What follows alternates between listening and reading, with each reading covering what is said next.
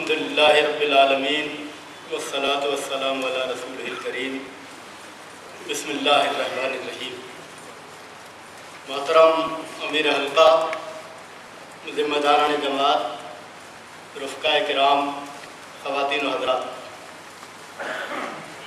میں اللہ تعالیٰ کا شکر گزار ہوں جس نے یہاں پر آنے کی اور آپ حضرات کے سامنے کچھ باتیں رکھنے کی توفیق عطا فرمائی۔ ذمہ داران حلقہ اور محترم امیر حلقہ کا بھی میں بہت ممنون ہوں جنہوں نے آپ حضرات سے کچھ گفتگو کرنے کا موقع فراہم کیا۔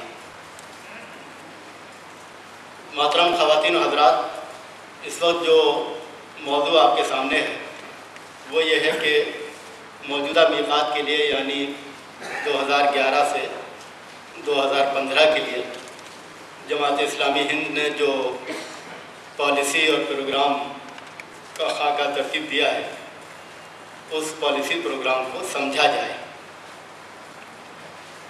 آپ جانتے ہیں کہ منصوبہ بنانے کی بڑی اہمیت ہے، اس اہمیت کے سلسلے میں ہم سب لوگ گفتگو بھی کرتے رہتے ہیں، اس کی اہمیت سے ہم عملاً واقف بھی ہیں۔ جماعت اسلامی ہند نے اپنے دستور کے مطابق 4 سال کی مدت طے کی ہے، جیسے میقات کہا جاتا ہے۔ ہمارے ذمہ داران بھی 4 سال کے لیے منتخب کیے جاتے ہیں یا مقرر کیے جاتے ہیں، اور اسی طرح ہمارا جو منصوبہ ہوتا ہے وہ بھی 4 سال کے لیے بنایا جاتا ہے۔ لیکن آپ جانتے ہیں کہ جماعت اسلامی ہند اپنا ایک پیغام رکھتی ہے، اپنی ایک دعوت رکھتی ہے۔ اس پیغام کی اور اس دعوت کی کچھ بنیادیں ہیں اور وہ بنیادیں مستقل ہیں۔ ان مستقل بنیادوں کے باوجود اس بات کی ضرورت ہوتی ہے کہ ہم حالات کا جائزہ لیں اور حالات کے مطابق اپنی صلاحیتوں کا زیادہ سے زیادہ بہتر استعمال کرنے کے لیے اپنا پروگرام بنائیں، اپنا منصوبہ بنائیں۔ اس وقت جو کچھ آپ کے سامنے پیش کیا جائے گا وہ اس کتابچے کی تشریح ہے جو مرکز جماعت سے شائع ہو چکا ہے پالیسی پروگرام کے نام سے، اور یہ بہت خوشی کی بات ہے کہ آپ کے حلقے میں کنڑ زبان میں ترجمہ بھی پالیسی پروگرام کا ہو گیا ہے، جسے آپ حضرات نے دیکھا ہوگا۔ انگریزی ترجمہ بھی ہو چکا ہے اور چھپ چکا ہے۔ تو اس وقت جو کچھ عرض کیا جائے گا اگر پالیسی پروگرام کا کتابچہ آپ کے سامنے رہے تو اچھا ہے، کیونکہ بعض عبارتیں ایسی ہیں اس کی جن کو آپ کے سامنے پڑھ کر سنانا ضروری ہے۔ منشا یہ ہے کہ ہم یہ سمجھ سکیں کہ کیا منصوبہ بنایا گیا ہے، کیا اس کی اہم باتیں ہیں، پھر اس کی روشنی میں ہمیں کس طرح سوچنا ہے اور کیا کام کرنا ہے۔ رفقاء کرام، خواتین و حضرات، جو بات ہمارے سامنے اس منصوبے کو سمجھنے کے لیے ہونی چاہیے وہ یہ ہے کہ یہ بہرحال ایک انسانی کوشش ہے جس میں ہم سب شریک ہیں۔ پالیسی پروگرام کا خاکہ بنانے سے پہلے درخواست کی گئی تھی کہ ارکان جماعت اور دوسرے جو بھی ہمارے احباب ہیں وہ اپنے مشورے بھیجیں۔ چنانچہ بہت سارے لوگوں نے مشورے بھیجے، ان پر غور کیا گیا۔ مجلس شورا نے بھی اس پورے خاکے پر غور کیا، تو گویا کوشش تو پوری کی گئی کہ سوچا جائے اور بہتر سے بہتر باتیں تحریر کی جائیں، درج کی جائیں، لیکن بہرحال یہ ایک انسانی کوشش ہے جس میں غلطیوں کا امکان ہے۔ تو ہم اپنے ہر خاکے اور ہر منصوبے کو قرآن و سنت کی روشنی میں دیکھتے ہیں۔ اصل جو بنیاد ہے ہماری وہ قرآن مجید ہے، نبی کریم صلی اللہ علیہ وسلم کی سنت ہے، اور اصل روشنی ہمیں وہیں سے حاصل کرنی ہے اور مستقل حاصل کرنی ہے، روزانہ حاصل کرنی ہے۔ تو یہ جو خاکہ ہے یا جو بھی اور ہم سوچتے ہیں اس کی حیثیت اس کی ہے کہ یہ ہمارے کاموں میں مدد دینے والی ایک چیز ہے، اور بنیادی چیز جو ہمارے سامنے رہنی چاہیے وہ اللہ تعالیٰ کی ہدایت ہے، اور اسی کی روشنی میں ہم اس طرح کے تمام خاکوں کو اور تمام منصوبوں کو دیکھتے ہیں۔ جماعت اسلامی ہند نے یہ بات پیش کی ہے، اس کا بنیادی پیغام یہ ہے کہ ہم سارے انسان اللہ پر ایمان لائیں، اس کی بندگی کریں، اور پھر جو لوگ ایمان لے آئے ہیں جنہیں ہم مسلمان کہتے ہیں، امت مسلمہ کہتے ہیں، ان کے لیے پیغام یہ ہے کہ وہ دین کو قائم کریں۔ اقامت دین یہ ایک بنیادی اصطلاح ہے، اور اس اصطلاح کو جماعت اسلامی نے اختیار کیا ہے اپنے نصب العین کے طور پر، اپنے کاموں کا ایک پورا تصور دینے کے لیے، اور یہ بات ہمارے سامنے ہے کہ یہ لفظ اقامت دین، یہ اصطلاح اقامت دین، یہ صرف جماعت اسلامی کے لیے نہیں ہے، بلکہ یہ سارے مسلمانوں کے دینی فرائض کا ایک جامع عنوان ہے، ایک کمپریہنسو گویا اصطلاح ہے، جس میں ہمارے سارے دینی فرائض آ جاتے ہیں، ہماری ساری دینی ذمہ داریاں آ جاتی ہیں۔ تو پالیسی پروگرام کے خاکے کی تشریح سے پہلے میں چاہتا ہوں کہ وہ آیت جس سے اقامت دین کا تذکرہ آیا ہے، اس آیت کو آپ سن لیں تاکہ ایک بار یاد دہانی ہو جائے اور یہ بات بھی ہمارے سامنے آ جائے کہ جو کچھ بھی منصوبہ اور خاکہ ہے وہ اصلاً اقامت دین کے کام کو انجام دینے کے لیے ہے، اور اس انجام دینے میں ہم حالات کا لحاظ رکھتے ہیں۔ آپ جانتے ہیں کہ سورہ شورا جو 42ویں سورت ہے، اس میں اللہ تعالیٰ نے اس اصطلاح کا تذکرہ فرمایا ہے، اور جماعت اسلامی نے اپنا نظم العین سورہ شورا کی اسی آیت سے اخذ کیا ہے۔ آیت نمبر 13 ہے، شرع لکم من الدین ما وصی بہ نوحا والذی اوحینا الیک وما وصینا بہ ابراہیم وموسیٰ وعیسیٰ ان اقیموا الدین ولا تتفرقوا فیہ کبر علی المشرکین ما تدعوہم الیہ اللہ یجتبی الیہ من یشاء ویہدی الیہ من ینیب۔ اس آیت کا ترجمہ یہ ہے، اس نے یعنی اللہ تعالیٰ نے تمہارے لیے دین کا وہی طریقہ مقرر کیا ہے جس کا حکم اس نے نوح کو دیا تھا، اور جسے محمد صلی اللہ علیہ وسلم اب تمہاری طرف ہم نے وحی کے ذریعے سے بھیجا ہے، اور جس کی ہدایت ہم ابراہیم اور موسیٰ اور عیسیٰ کو دے چکے ہیں، اس تاکید کے ساتھ کہ قائم کرو اس دین کو اور اس میں متفرق نہ ہو جاؤ۔ یہی بات ان مشرکین کو سخت ناگوار ہوئی ہے جس کی طرف تم انہیں دعوت دے رہے ہو۔ اللہ جسے چاہتا ہے اپنا کر دیتا ہے، اور وہ اپنی طرف آنے کا راستہ اسی کو دکھاتا ہے جو اس کی طرف رجوع کرے۔ اس آیت کے بہت سارے پہلو ہیں، مگر اس وقت صرف ایک پہلو کی طرف آپ کی توجہ مبذول کرانی ہے، وہ یہ ہے کہ اس میں ان انبیاء کا تذکرہ کیا گیا ہے جن کو انبیاء میں سب سے اونچا مقام حاصل ہے، نوح علیہ السلام، ابراہیم علیہ السلام، موسیٰ علیہ السلام، عیسیٰ علیہ السلام، اور آخری نبی حضرت محمد صلی اللہ علیہ وسلم۔ اور گویا 5 بڑے انبیاء کا تذکرہ کرنے سے یہ بات ہمارے سامنے آتی ہے کہ سارے انبیاء کا مقصد اور کام یہی رہا ہے جس کو اقامت دین کہا گیا ہے۔ ان نبیوں کے حالات مختلف تھے، ان کے زمانے مختلف تھے، جو لوگ ان کی دعوت کے مخاطب تھے ان میں مختلف حیثیتوں سے اختلاف تھا، لیکن حالات کے سارے اختلاف کے باوجود سب کے سامنے جو کام تھا، سب کو جو فرض انجام دینے کے لیے اللہ تعالیٰ نے مأمور کیا تھا، وہ یکساں تھا کہ وہ دین کو قائم کرے۔ دین سے کیا مراد ہے؟ تو دین سے مراد اسلام ہے، یعنی وہ دین جو اللہ تعالیٰ نے نازل کیا ہے۔ قائم کرنے سے کیا مراد ہے؟ قائم کرنا یہ ہے کہ اس دین کی مکمل پیروی کی جائے اخلاص کے ساتھ، یہ قائم کرنا ہے۔ دستور جماعت میں اس کی تشریح موجود ہے، وہ آپ ملاحظہ فرما سکتے ہیں جب بھی آپ کو موقع ملے، اور اس میں یہ بات بتائی گئی ہے کہ اس مکمل پیروی میں یہ بات شامل ہے کہ فرد کا ارتقاء بھی دین کے مطابق ہو، سماج کی تعمیر بھی دین کے مطابق ہو، ریاست کی تشکیل بھی دین کے مطابق ہو۔ محترم خواتین حضرات، جن حالات کا تذکرہ کیا گیا ہے وہ حالات ہمارے ملک کے بھی ہیں، پوری دنیا کے حالات بھی ہیں، اور مسلمانوں کے حالات بھی ہیں۔ کام جو ہے وہ دائمی ہے، ہر قسم کے حالات میں کرنا ہے، لیکن حالات کا تجزیہ یا حالات کا تذکرہ اس لیے ضروری ہوتا ہے کہ حالات میں بعض پہلو کام کے ابھر کر سامنے آ جاتے ہیں۔ اس کتابچے کے اندر تمہید کے بعد، تمہید میں تذکرہ ان باتوں کا ہے جو ابھی آپ کے سامنے عرض کی گئی، یعنی جماعت اسلامی کا مقصد اقامت دین ہے۔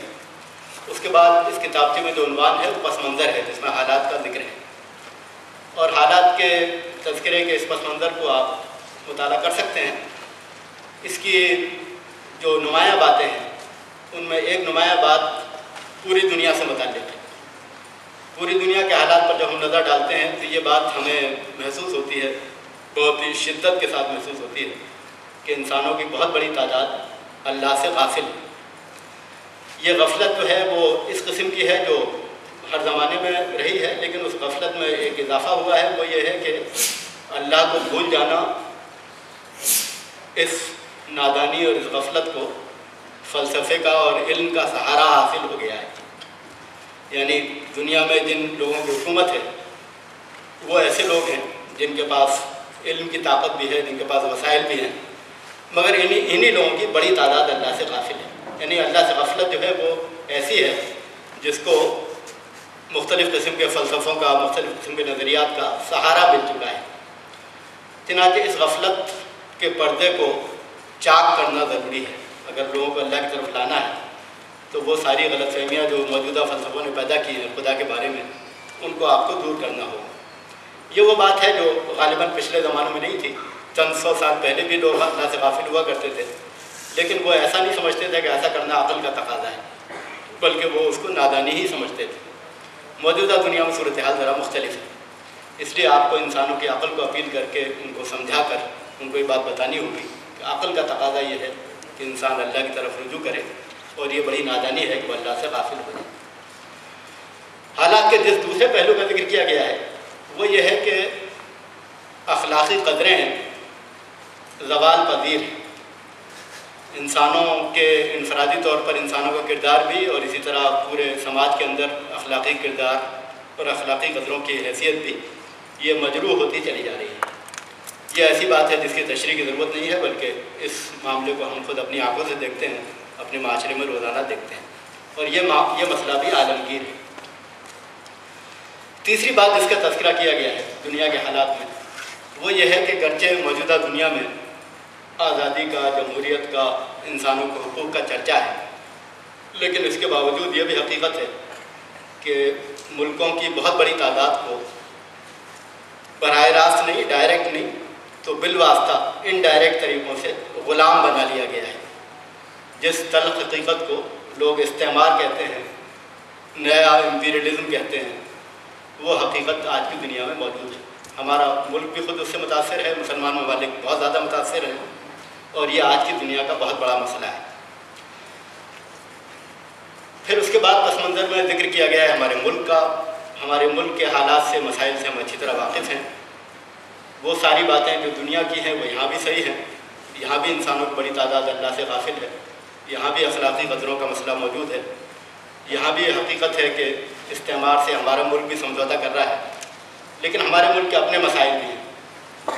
ہمارے قریب کا جو پڑوسی سماج ہے اس کا بہت بڑا مسئلہ انسانوں کے درمیان اونچ نیچ اور تفریق ہے، جو بہت قدیم زمانے سے چلی آتی ہے، اور مسلمانوں کی یہاں موجودگی کے باوجود ان کی غفلت کی وجہ سے توحید کا اور انسانی مساوات کا پیغام یہاں نہیں پہنچ سکا ہے۔ اسی طرح آپ یہ بھی جانتے ہیں کہ یہاں بہت کچھ ہو رہا ہے، ترقی کے لیے بہت کچھ کیا گیا ہے، جو کچھ اچھی چیزیں ہوئی ہیں ان کا ہم اعتراف کرتے ہیں، ان کی ناقدری نہیں کرتے، لیکن یہ بھی حقیقت ہے کہ وہ ترقی جو ہے اس کا فائدہ تھوڑے سے لوگوں کو پہنچا ہے، بہت بڑی تعداد میں عوام کو ترقی سے فائدہ نہیں پہنچا، اور غریبی، پسماندگی، دوسرے مسائل وہ ہمارے ملک میں اسی طرح موجود ہیں جس طرح آزادی کے وقت موجود تھے۔ اسی طرح حالات میں تذکرہ امت مسلمہ کا بھی ہونا چاہیے۔ مسلمانوں میں بہت سارے قابل قدر کام ہوئے ہیں، دینی تحریکیں موجود ہیں، دینی اعتبار سے بہت سی کوششیں ہو رہی ہیں، ایک حد تک ان کا اثر بھی محسوس ہوتا ہے، لیکن ابھی وہ بات پیدا نہیں ہوئی جو کہ بنیادی بات تھی، یعنی امت کے اندر اس بات کا شعور پیدا ہو جائے کہ ہم خیر امت ہیں۔ محض نام یاد نہ رہے خیر امت ہونے کا، اس کا شعور پیدا ہو کہ ہم خیر امت ہیں۔ ہماری ذمہ داری یہ ہے کہ پوری دنیا کی رہنمائی کریں اللہ کی ہدایت کی طرف۔ یہ شعور پیدا نہیں ہوا، گرچہ دینی بیداری کے بہت سارے آثار موجود ہیں۔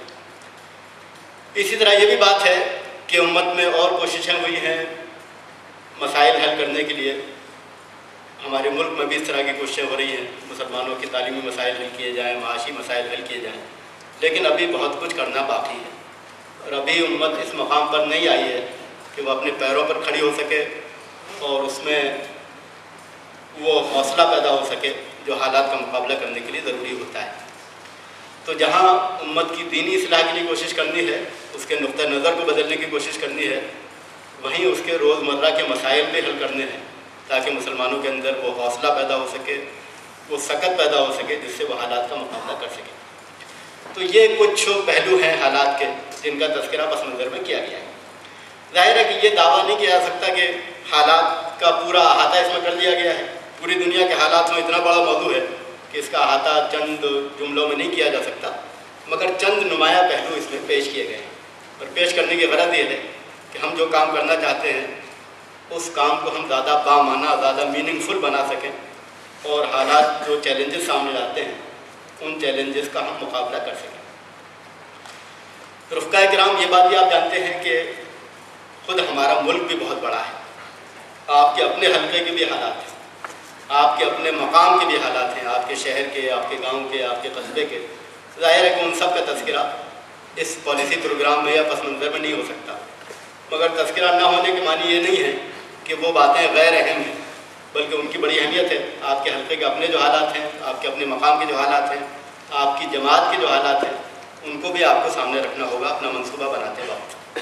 تو اس خاکے میں بنیادی مشورے دیے گئے ہیں، ان مشوروں کے بعد پھر تفصیلی منصوبہ آپ کو خود بنانا ہے، اور تفصیلی منصوبہ بنانے کا کام اس میں نہیں کر دیا گیا ہے کہ اس کے بعد ہمارا کام صرف عمل کرنا ہو، بلکہ اس میں تفصیلی منصوبہ بنانے کا کام ہم پر چھوڑا گیا ہے، حلقے کے لیے بھی، مقامی جماعت کے لیے بھی، حلقہ کارکنان کے لیے بھی، افراد کے لیے بھی، اور ہمارے سارے احباب کے لیے بھی۔ تو اس کو پیش نظر رکھ کر آپ کو اپنا تفصیلی منصوبہ بہرحال بنانا ہوگا۔ جماعت اسلامی ہند نے جب سے پالیسی پروگرام کا خاکہ ترتیب دینا شروع کیا، اس کو پیش کرنے کا ایک انداز رہا ہے، اور وہی انداز اس کتابچے میں بھی ہے۔ سب سے پہلے ہم پالیسی کے عنوان کے تحت کچھ باتیں درج کرتے ہیں، اور وہ کچھ عنوانات ہوتے ہیں۔ اس کا مطلب یہ ہوتا ہے کہ اقامت دین کا جو پورا کام پیش نظر ہے اس کے اہم میدان کیا ہے۔ تو اس وقت آپ دیکھ رہے ہیں کہ یہ 7 عنوانات ہیں، 7 ٹاپکس ہیں، گویا 7 میدان ہیں جن پر آپ کو توجہ کرنی ہے۔ پچھلے پالیسی پروگرام میں اور اس سے پچھلے میں تعداد ان عنوانات کی کم و بیش یہی رہی ہے، 6، 7، 8، اور عنوانات بھی یہی رہے ہیں۔ البتہ کبھی کبھی یہ خیال لوگوں کا آتا ہے کہ ایک عنوان ایسا ہے جس کے 2 حصوں میں تقسیم کرنا چاہیے، یا یہ خیال آتا ہے کہ 2 عنوانات ایک جیسے ہیں، ان کو ایک عنوان بنا دینا چاہیے۔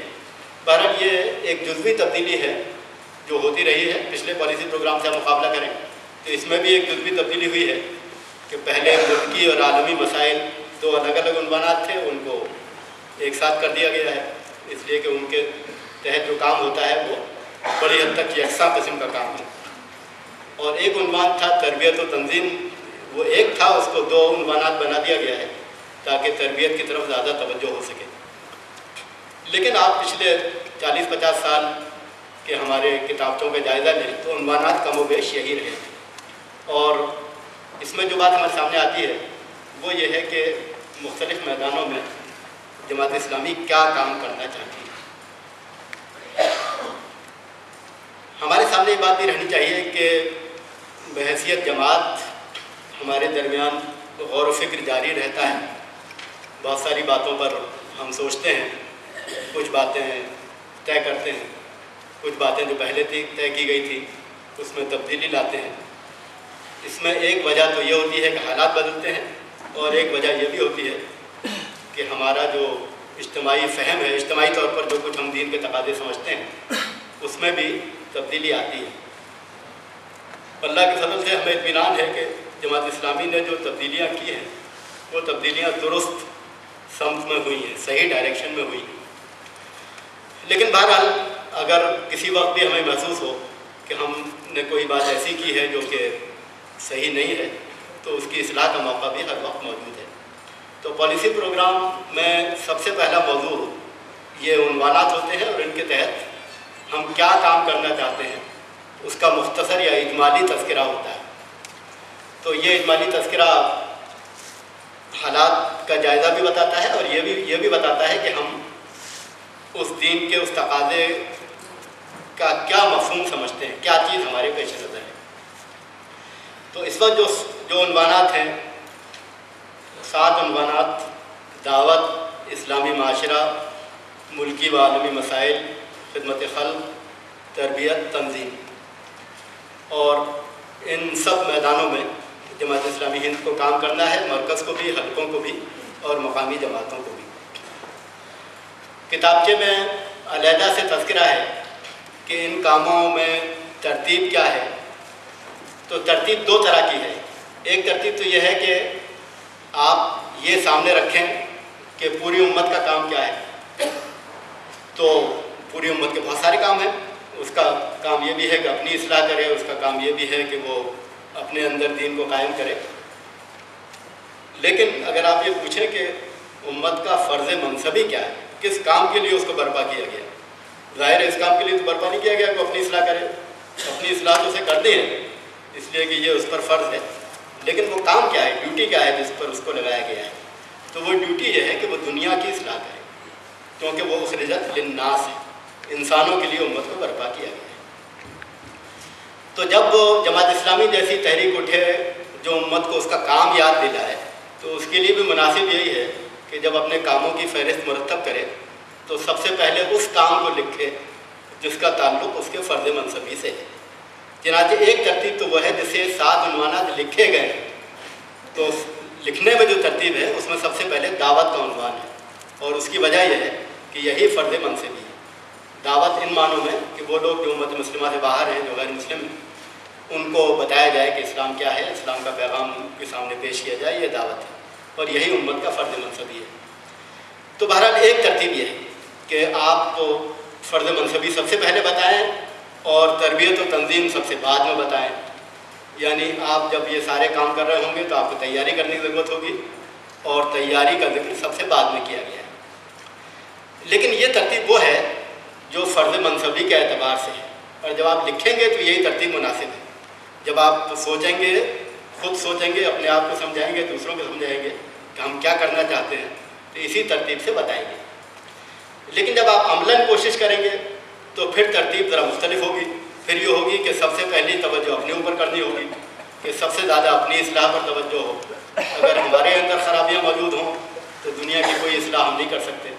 تو جب عملاً آپ کام کرنے چلیں گے تو سب سے پہلی ترجیح آپ کی اپنی ہوگی، اپنی تربیت ہوگی، اور اس کے بعد پھر دعوت اور اسلامی معاشرہ ہوگا. پھر اس کے بعد آپ اپنی قوت کے لحاظ سے، اپنے وسائل کے لحاظ سے، اپنی طاقت کے لحاظ سے مختلف کاموں کو انجام دیں گے. تو یہ بات ہمارے سامنے رہنی چاہیے کہ جب ہم عملاً منصوبہ بنائیں تو سب سے زیادہ توجہ اپنے اوپر کریں، اور اس کے بعد دعوت اور اسلامی معاشرے پر کریں، اور اس کے بعد اپنے وسائل کے لحاظ سے پالیسی کے دوسرے حصوں پر کریں. اس میں ایک عنوان پالیسی کے تقاضے بھی ہیں. پالیسی کے یہ جو 7 عنوانات ہیں، ان کی عبارت کو چاہتا ہوں پڑھ کر سنائی جائے. لیکن پالیسی کے تقاضے جو لکھے گئے ہیں اس کی وجہ کیا ہے؟ تو اس کی وجہ یہ ہے کہ پالیسی کی عبارت ایک مختصر، مجمل، جامع، کمپریہنسو عبارت ہے، جس میں یہ بتانے کی کوشش کی گئی ہے مثال کے طور پر کہ دعوت سے ہماری مراد کیا ہے.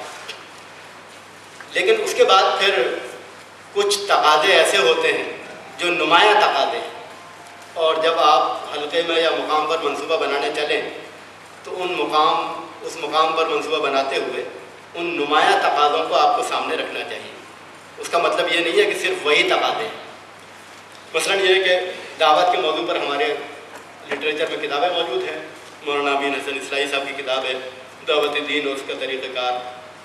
تو جب ہم دعوت کا منصوبہ بنائیں گے تو یقیناً ہم تیاری کرتے ہوئے اپنے لٹریچر میں سے وہ ساری کتابیں بھی پڑھیں گے، اور یہ دیکھنے کی کوشش کریں گے کہ دعوت کا تفصیلی مفہوم کیا ہے، اس کے تقاضے کیا ہیں، اس کے طریقے کیا ہیں.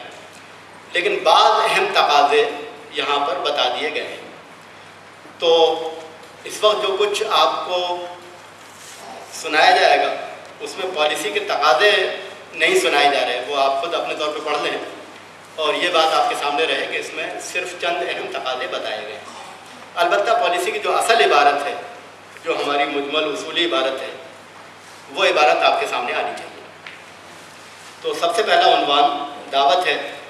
جیسا کہ عرض کیا گیا کہ دعوت سے مراد اسلام کا پیغام پہنچانا ہے غیر مسلم بھائیوں بہنوں تک. جماعت دعوت کا کام اس طرح انجام دے گی کہ برادران وطن اسلام کی بنیادوں، توحید، رسالت و آخرت اور ان کے لازمی تقاضوں سے واقف ہو جائیں، اور یہ حقیقت ان پر واضح ہو جائے کہ اسلام ہی دین حق اور واحد نظام عدل و رحمت ہے، جس کا اختیار کرنا دنیاوی فلاح و اخروی نجات کا ضامن اور جس کا انکار دنیا اور آخرت کے خسران کا موجب ہے۔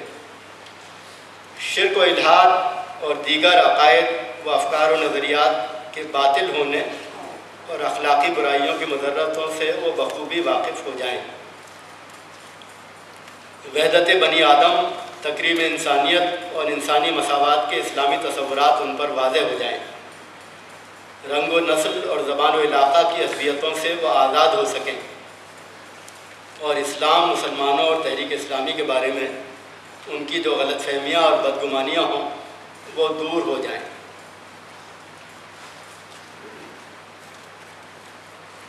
اسلام کی دعوت ہے، چنانچہ اسلام کی بنیادیں سب سے پہلے اپنے سننے والوں کے سامنے پیش کرنی ہیں، توحید، رسالت اور آخرت، اور پھر ان کے تقاضے۔ اور بنیادوں کے بعد اسلام کا جو سب سے ابھرا ہوا پہلو ہے وہ یہ ہے کہ وہ انسانوں کے سماج کے لیے نظام عدل و رحمت ہے۔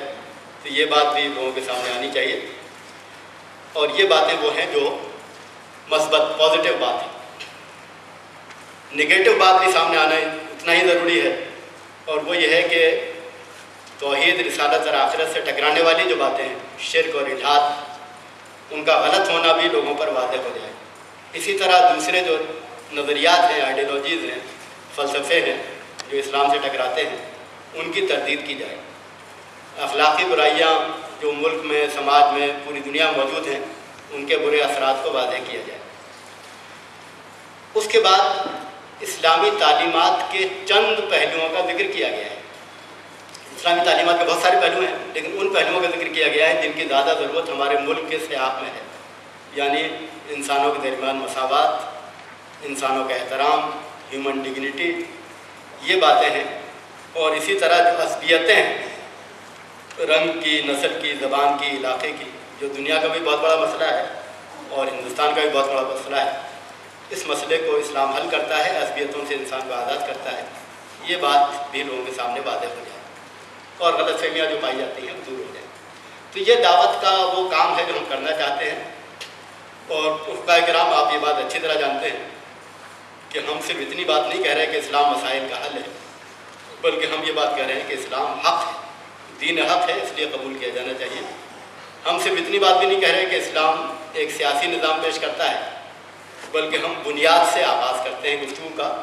چنانچہ ہماری گفتگو توحید، رسالت اور آخرت سے شروع ہونی چاہیے، اور اپنے صحیح سیاق میں، اپنے صحیح کنٹیکسٹ میں سننے والوں کے سامنے آنی چاہیے، اور گفتگو پھر آخر تک پہنچے گی جس میں اسلام کے سارے پہلوؤں کا تذکرہ ہوگا، مگر اس میں آپ کو سننے والے کو پوری طرح سمجھانے پر توجہ کرنی ہوگی۔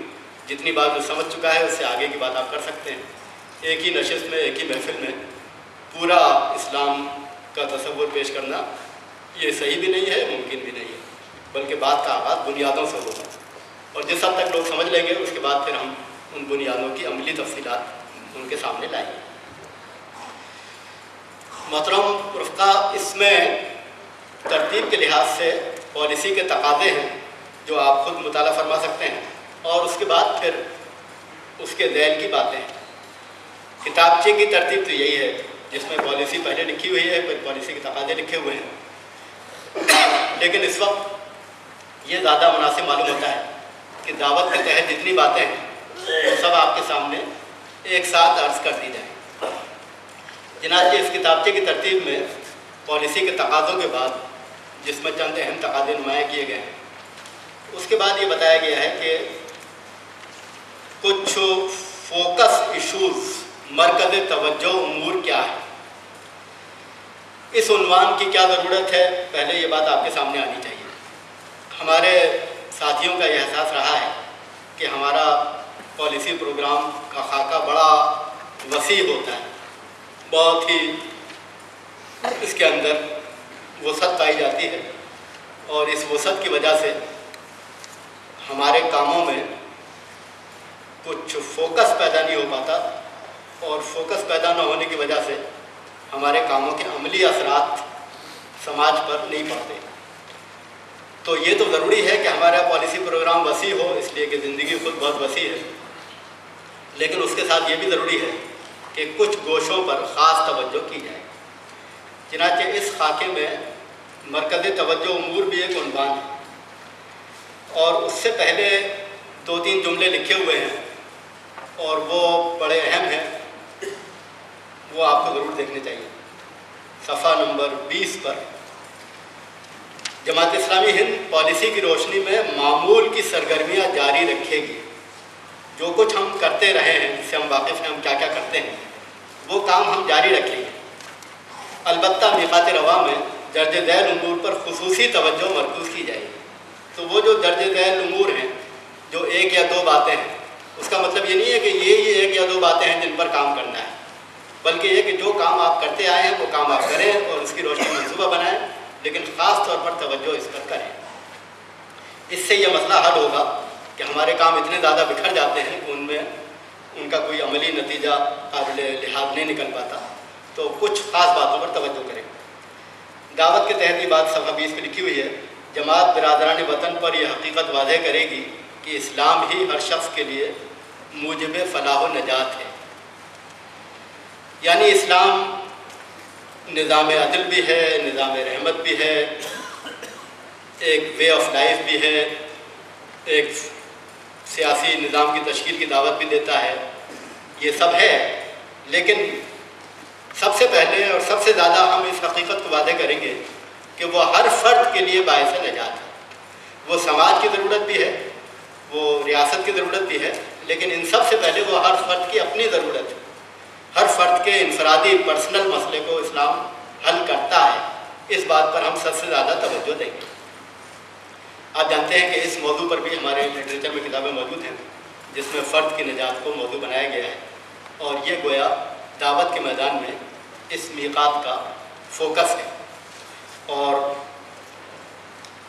حسب ضرورت آپ دعوت کے دوسرے سارے پہلو پیش کریں گے، مگر آپ زیادہ کوشش اس بات کی کریں گے کہ افراد کو اپنی انفرادی نجات کی طرف، انڈیویجول سیلویشن کی طرف متوجہ کریں۔ اس کے بعد کچھ نشانہ دیا گیا ہے، ہدف، صفحہ 22 پر ہدف کا تذکرہ ہے۔ جماعت اپنے ارکان و کارکنان کے ذریعے برادران وطن تک، بالخصوص بااثر طبقے تک قرآن و سیرت کا پیغام اس طرح پہنچائے گی کہ فی رکن و کارکن کم از کم 5 برادران وطن پیغام حق سے کما حق وہ واقف ہو جائیں۔ ارکان اگر ہمارے کسی جگہ پر 20 ہیں اور 50 اگر ہمارے کارکن ہیں تو ہماری تعداد 70 ہو جاتی ہے۔ یہاں نشانہ یہ دیا گیا ہے ٹارگیٹ کہ 70 کا 5 گنا یعنی 350 افراد تک آپ دعوت کو اس طرح پہنچائیں کہ آپ کے اطمینان کی حد تک اس کا حق ادا ہو جائے۔ حق ادا ہونے کے معنی یہ ہے کہ ہم مستقل ربط رکھیں، بات چیت کریں، کتابیں پڑھوائیں، اپنے ساتھیوں سے ملاقات کروائیں، اپنے پروگراموں میں لائیں، سوالات کا جواب دیں، ان کی الجھنیں غلط فہمیاں دور کریں۔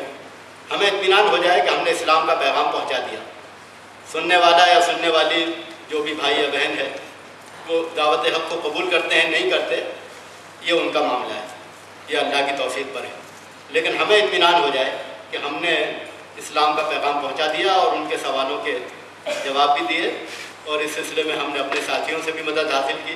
ہر سوال کے جواب ہم خود نہیں دے سکتے، اپنے ساتھیوں سے ملاقات کرا سکتے ہیں۔ تو یہ 350 کا اگر 70 لوگ ہیں ہمارے پاس تو 350 کا ہدف حاصل کریں۔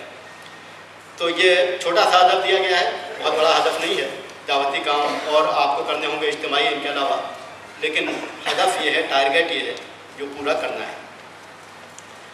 اس کے بعد صفحہ 25 پر دعوت کے عنوان میں مرکز کے پروگرام کا ذکر کیا گیا ہے۔ ہمہ وقتی دعات کا تقرر کیا جائے گا، یعنی ہمہ وقتی دائی مشنری حضرات اور ان کے کاموں کی نگرانی کی جائے گی۔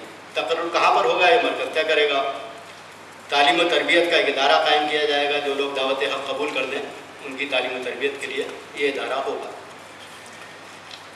یہ مرکز کا پروگرام ہے، چنانچہ یہ بات آخر میں لکھ دی گئی ہے صفحہ 27 پر کہ حلقے کا پروگرام آپ کو خود بنانا ہے، اور حلقے کے پروگرام میں وہ ساری باتیں شامل کرنی ہیں جو آپ کرتے چلے آئے ہیں پہلے سے، اور پھر مقامی پروگرام بھی آپ کو خود بنانا ہے۔ تو پالیسی کے تحت بعض چیزیں فوکس ہیں، مرکزی توجہ ہیں، اس کے بعد ہمارا ایک نشانہ ہے، ٹارگیٹ ہے، اور یہ بات آپ کو ہر میدان میں سامنے رکھنی ہے کہ پالیسی کیا ہے، اور پھر خاص توجہ کس چیز پر کرنی ہے، اور پھر ہدف کیا ہے، ٹارگیٹ کیا ہے جس کو آپ کو حاصل کرنا ہے اپنی ساری کوشش کے ذریعے سے۔ محترم رفقا، دوسرا جو میدان ہے وہ اسلامی معاشرہ ہے، اسلامک سوسائٹی، اسلامی معاشرہ، اور اس میں مقصد یہ ہے کہ موجودہ مسلمان معاشرے کو حقیقی اسلامی معاشرہ بنایا جائے۔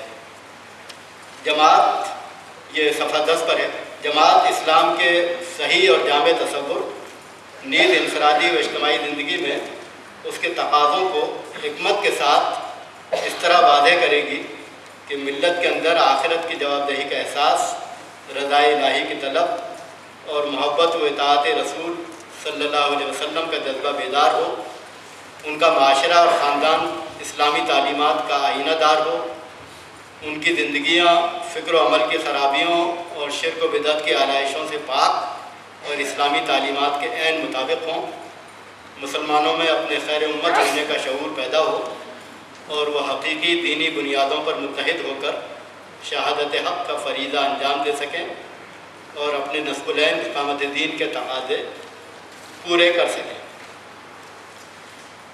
یہ پالیسی کی عبارت ہے۔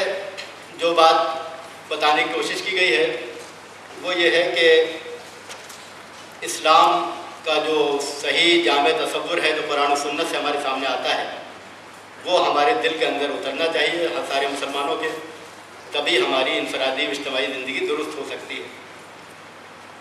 اور یہ تصور جب اترے گا تو پھر اپنے صحیح محرکات کے ساتھ مسلمان عمل کریں۔ صحیح محرکات کیا ہیں؟ وہ یہ ہیں کہ آخرت کی جواب دہی کا احساس ہو، اللہ کی رضا کی طلب ہو، نبی کریم صلی اللہ علیہ وسلم کی محبت کا جذبہ ہو، اطاعت کا جذبہ ہو۔ یہ صحیح محرکات ہیں، صحیح موٹیوز ہیں۔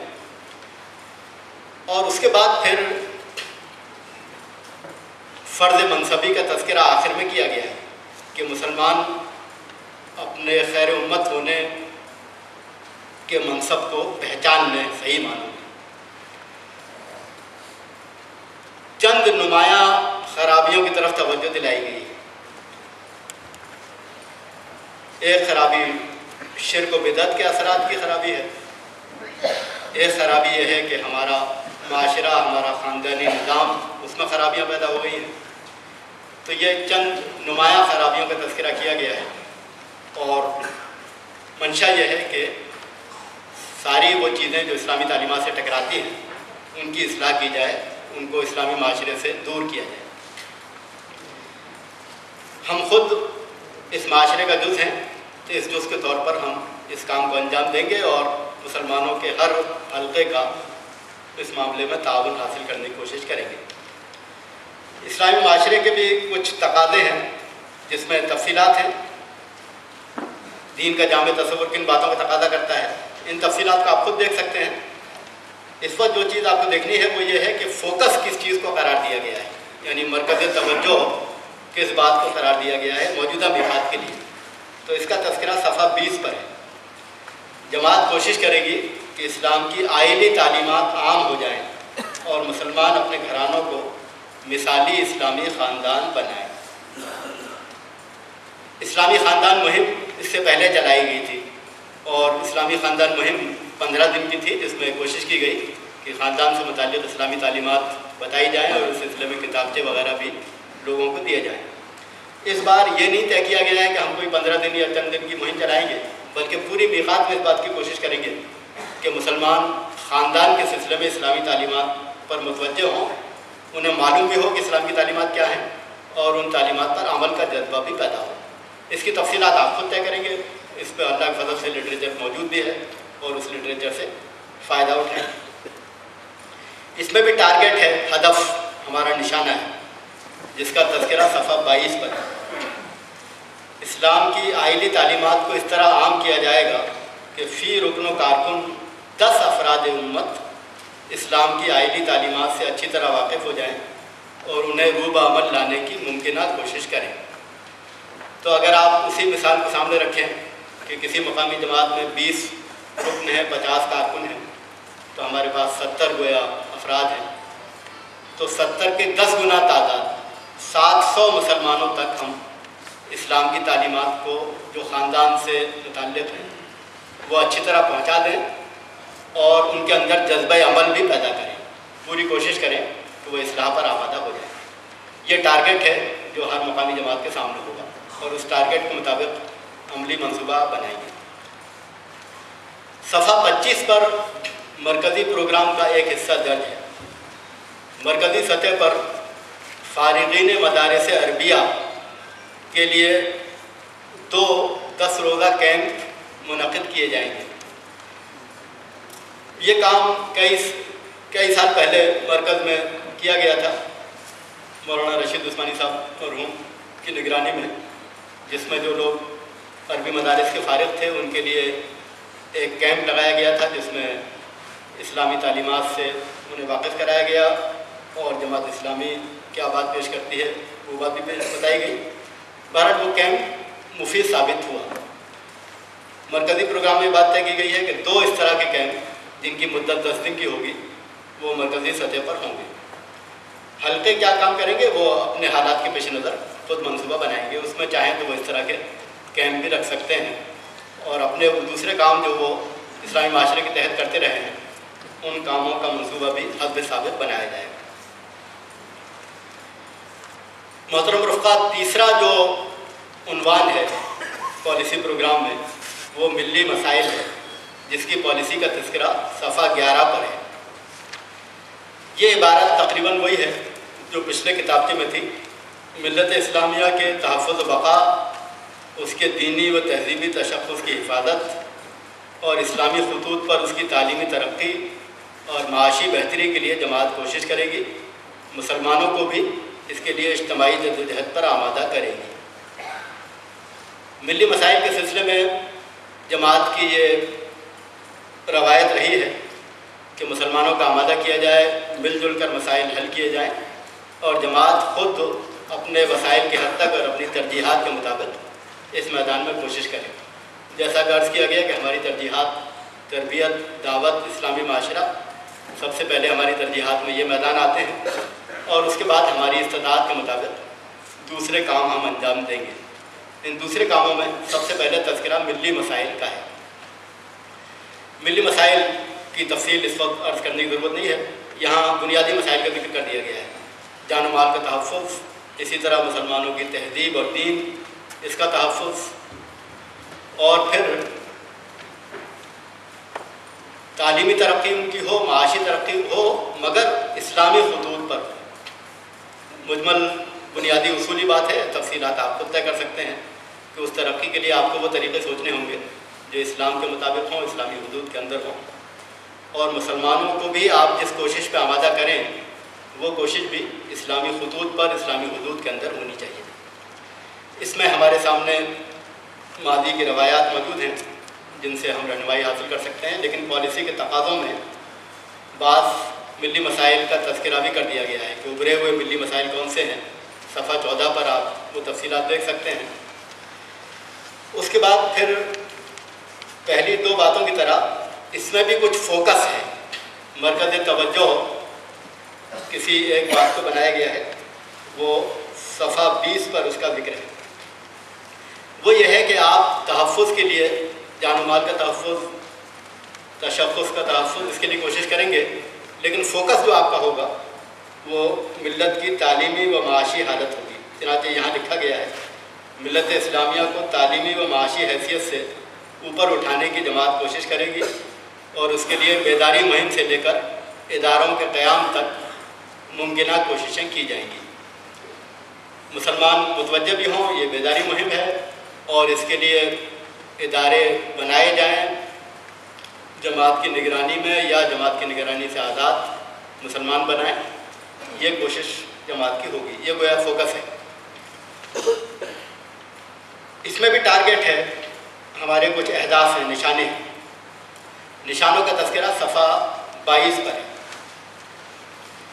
जमात मिल्लत इस्लामिया के अफराद को माशी तौर पर इस तरह मुस्तहकम करेगी कि फ़ी रुकन एक ज़रूरतमंद फ़र्द बरसरे रोज़गार हो जाए। यानी अगर किसी जगह पर हमारे 20 अरकान जमात मौजूद हैं, ये जो हदफ है इसमें कारकुनान को शुमार नहीं किया है क्योंकि ये काम ज़रा सा मुश्किल काम है, तो इसमें अरकान को ही शुमार किया गया है सिर्फ। लेकिन मतलब ये नहीं है कि सिर्फ अरकान कोशिश करें, कोशिश तो सब लोग करें, मगर हदफ तय करने में तादाद अरकान के सामने रखी गई है। तो अगर बहरहाल आपके 20 अरकान हैं तो 20 मुसलमानों को आप रोज़गार दिलवाएँ। तो या तो आप कुछ मदद करें जिससे वो रोज़गार उन्हें मिल जाए, या कुछ मशवरा उनको दें, या उनके लिए कोई मुनासिब जगह ढूँढें। बहरहाल जिस तरह की कोशिश भी आप कर सकते हो, चाहे वो रहनुमाई की हो या मदद की हो या मशवरे की हो, वो ऐसी कोशिश हो जिससे एक ज़रूरतमंद फ़र्द बरसरे रोज़गार हो जाए, उसे एम्प्लॉयमेंट मिल जाए। दूसरा जो हदफ है, मिल्लत इस्लामिया के अंदर तालीमी इर्तक़ा के लिए जमात 500 तालीमी इदारे कायम करेगी। प्राइमरी स्कूल, तालीम बालिगान व बालिगात के इदारे, ओपन स्कूल्स के सेंटर्स, फासलाती तालीम, डिस्टेंस एजुकेशन के सेंटर वगैरह।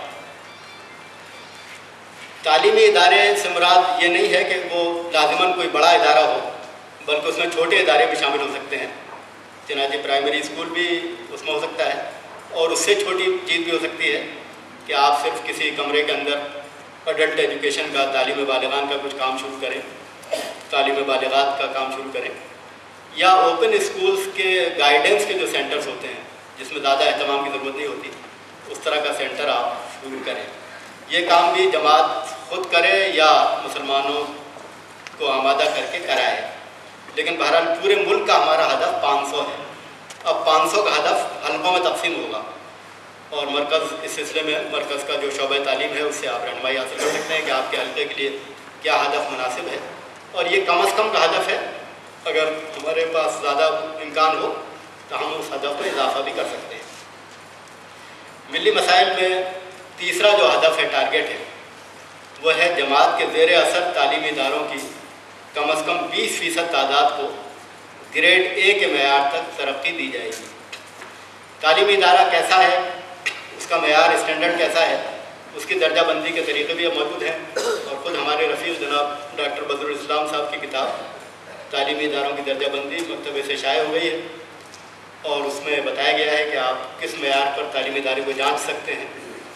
तो वो बहुत सारे इदारे हैं, उनमें से कम से कम 20%, 1/5 इदारे ए मेयार तक, ऊंचे मेयार तक आ जाए, इसकी कोशिश की जाएगी। तो पहले तो जायज़ा लेना होगा आपको किस मेयार पर वो हैं वाक़अतन, कौन से ऐसे हैं जो आसानी से आप उनको आला मेयार तक ला सकते हैं, उसके लिए क्या करना होगा, ये सब एहतमाम करना होगा। और ये भी आप अपने हल्के में जायज़ा लेंगे कितने तालीमी इदारे आपके पास हैं, और उसके लिहाज से उसका जो अमली हदफ है वो तय करेंगे। सफ़ा 25 पर मिली मसाइल का मरकज़ी प्रोग्राम लिखा गया है, और उसके अलावा हल्कों का अपना प्रोग्राम बनाना होगा। मरकज़ी प्रोग्राम में लिखा गया है कि मदारिस दीनिया के फ़ारिगीन के लिए 1 साल के B.Ed कोर्स के 2 इदारे कायम किए जाएंगे। इस सिलसिले में मरकज़ का शोबा तालीम जो जनाब अशफाक अहमद साहब की निगरानी में काम करता है, वो लोग इब्तदाई तैयारी कर चुके हैं, और ये इम्कान है कि बहुत जल्द B.Ed के ये कोर्सेज़ शुरू करने वाले इदारे कायम हो जाएंगे। दूसरी बात, मरकज़ी प्रोग्राम में औक़ाफ़ के तहफ़्फ़ुज़ और इस्तेहकाम के लिए मरकज़ी सतह पर एक सेल का क़याम अमल में लाया जाएगा। इस सेल की तैयारी भी शुरू हो चुकी है, और जल्द मरकज़ में सेल इंशाअल्लाह कायम हो जाएगा। इर्तिदाद के अदाले के लिए एक सेल कायम किया जाएगा। इर्तिदाद का, कादियानियत का मसला मुल्क के बहुत सारे सूबों में मौजूद है, इसके सिलसिले में मरकज़ का सेल होगा, और जिन हल्कों में मसला है वो हल्के उस मसले पर काबू पाने के लिए अपना मंसूबा बनाएंगे। रुफ़क़ाए किराम, उसके बाद जो मौजू है वो मुल्की व आलमी मसाइल का है, जिनको पहले एक उन्वान के तहत बयान किया गया था। अब पहले 2 अलग अलग उन्वानात थे, मगर अब उनको एक उन्वान के तहत बयान किया गया है, इसलिए कि काम की नौइयत बड़ी हद तक मिलती जुलती है। सफ़ा 11 पर पॉलिसी का तज़किरा है। जमात मुल्की सतह पर इस्लामी तालीमात की रोशनी में अदल व क़िस्त के क़याम, ظلم و ناانصافی کے ازالے، بنیادی انسانی حقوق کے تحفظ، سیاسی، سماجی اور معاشی انصاف کے حصول اور اخلاقی قدروں کے فروغ کی کوشش کرے گی۔ ہمارا ایک بنیادی ہدف ہے، ہم انسانوں کو اللہ سے جوڑیں گے اور اللہ سے تعلق کی بنیاد پر ہی سماج کی تعمیر بھی ہوگی، ریاست کی تشکیل بھی ہوگی۔ لیکن جب تک وہ ہدف حاصل ہو، اس وقت تک ہم یہ چاہتے ہیں کہ موجودہ نظام جیسا بھی ہے اس کی خرابیاں کم ہوں، اور خرابیاں کم ہونے کے معنی یہ ہے کہ اس میں بے انصافی کے جو پہلو ہیں وہ ختم ہوں، ممکن حد تک انصاف قائم ہو سکے، اسی طرح اخلاقی قدروں کو فروغ حاصل ہو سکے۔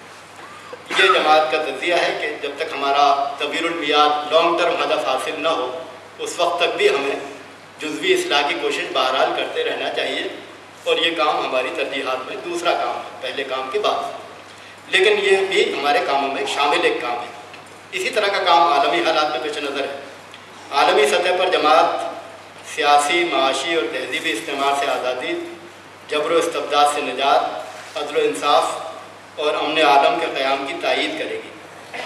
عالم اسلام میں عوامی امنگوں کی ترجمان ان تحریکات کی جماعت تائید کرے گی جو معاشرے کی اسلامی خطوط پر تعمیر کے لیے کام کر رہی ہے۔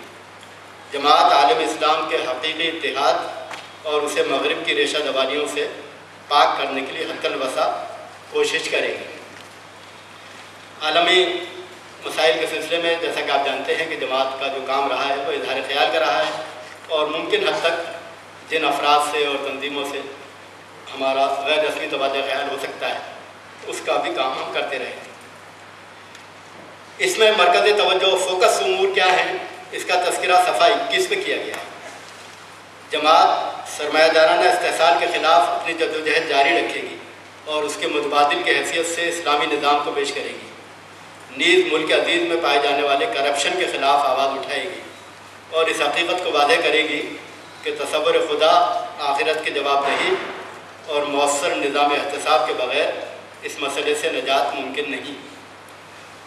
دو باتوں کا تذکرہ ہے، ایک عالمی مسائل کے سیاق میں ہے، یعنی سرمایہ دارانہ استحصال، کیپٹلسٹ نظام، اس کو ہم رد کریں گے، اسلامی نظام کو پیش کریں گے، اور دوسری بات کا تذکرہ ملک کے بارے میں ہے، خیانت، بددیانتی، کرپشن کا مسئلہ۔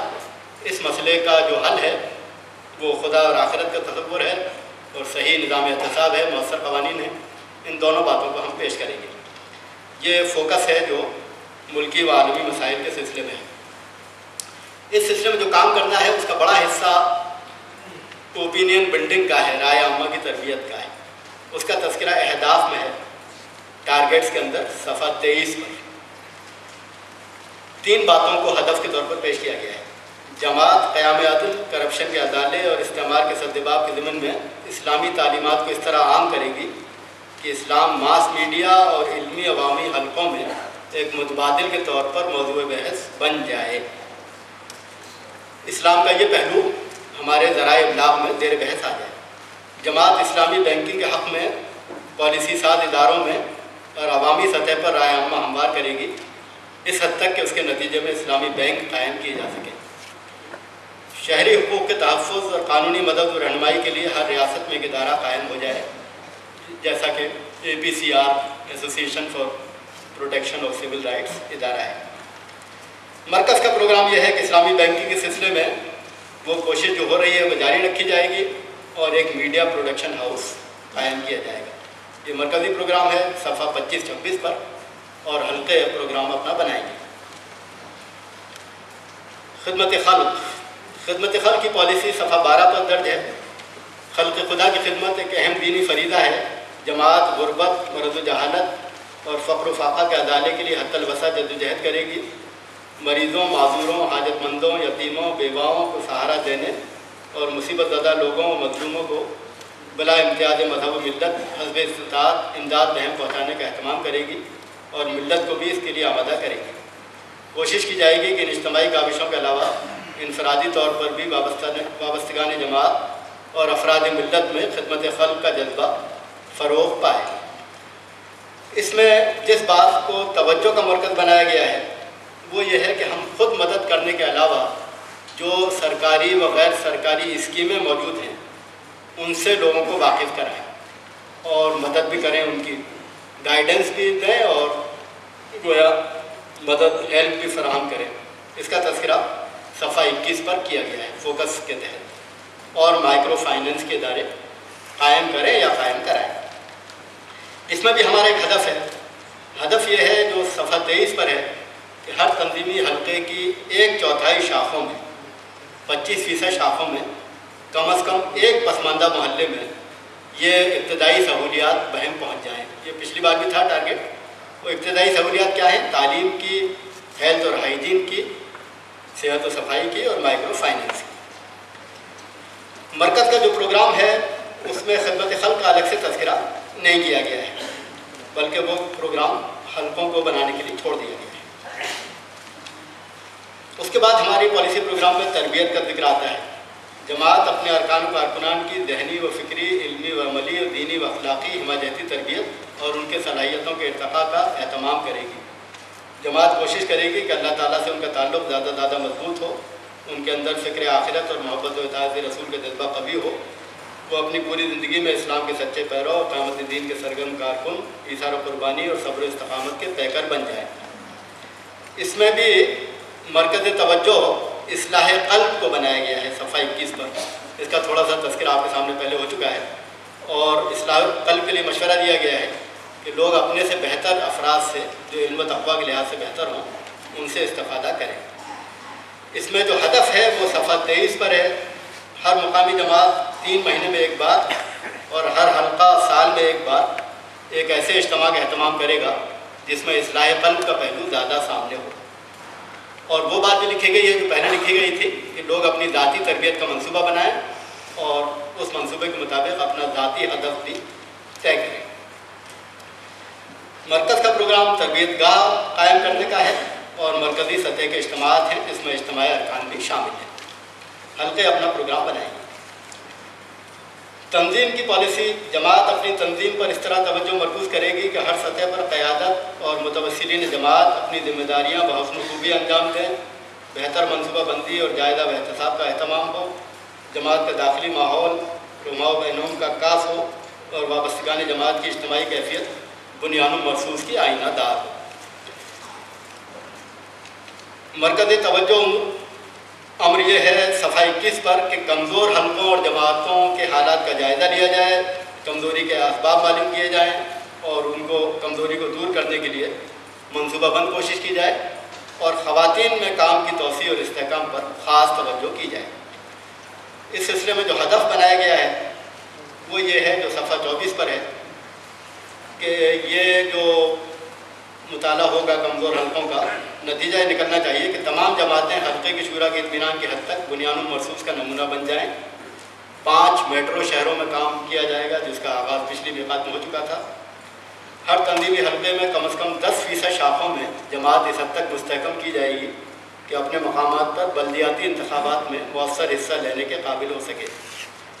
کارکنوں کی موجودہ تعداد دگنی ہو جائے، مقامی حلقہ ہائے خواتین کی موجودہ تعداد دگنی ہو جائے۔